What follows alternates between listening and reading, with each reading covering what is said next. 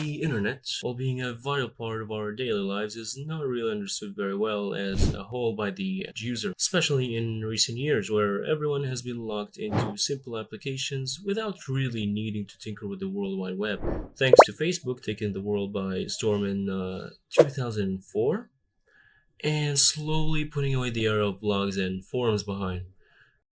One of these very misunderstood parts of the web parts of the internet is the dark web, often mythologized around the world as essentially being the macabre corner of the internet where all the spooky criminals and evil people go, where people hire contract killers, deal drugs, make malware, and engage in basically any terrorist activity.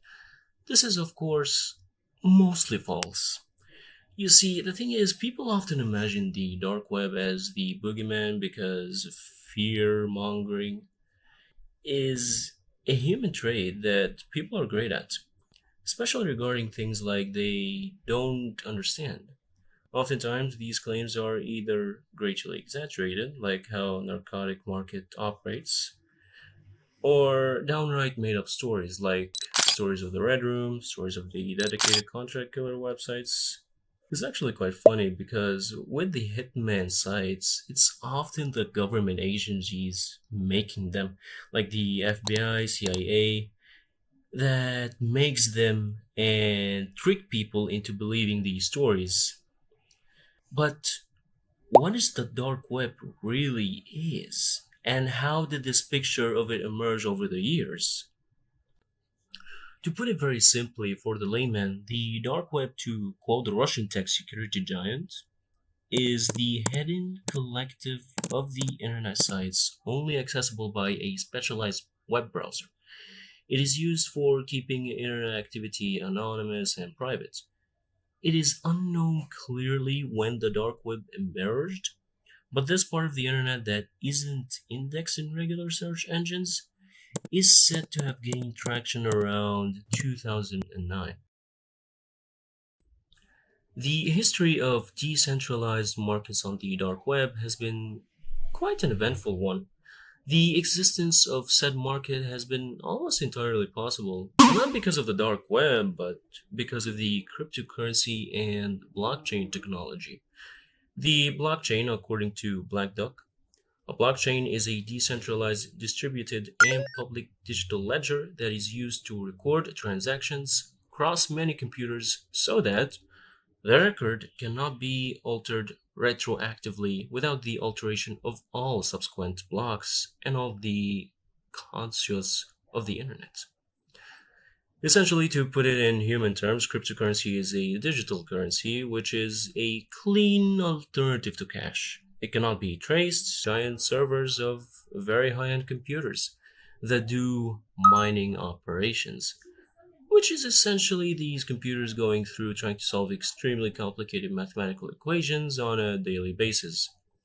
It's a can of worms on its own, but the end result is that you have a ghost money that can't be traced to the trading parties, but payment routes being entirely transparent thanks to the blockchain.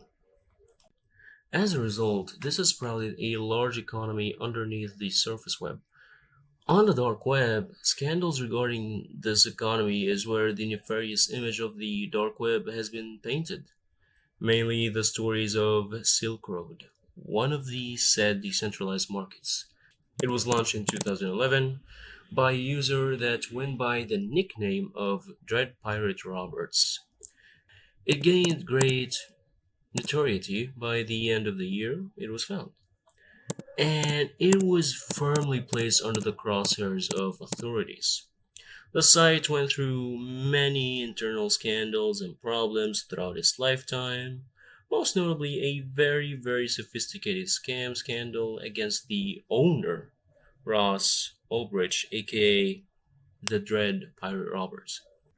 A very enthralling drama that conducted in Ross Ulbricht being fooled into ordering fake hits and sending hundreds of thousands of dollars to the scammer in cryptocurrency.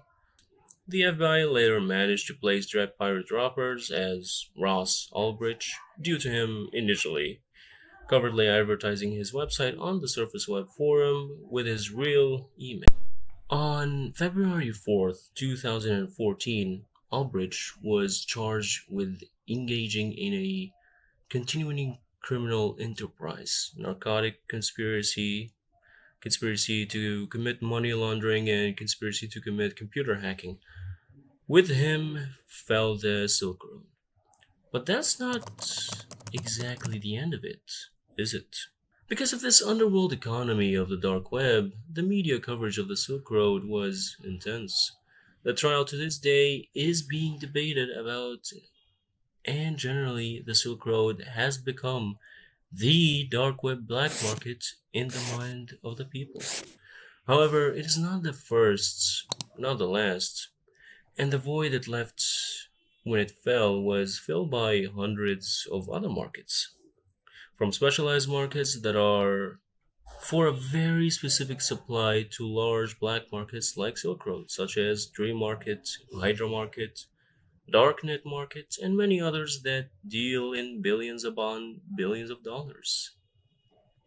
The truth is, as is with the real criminal underworld, it is an endless game of whack a mole between the authorities and criminals. It will never end, even with huge operations like advancements in cybersecurity. For example, with the recent joint government operations, Spector, headed by the FBI, where allegedly 288 dark web vendors were arrested and hundreds of sites were seized and shut down. It will never end. The lesson to gain from this is that we shouldn't allow the media to manipulate us.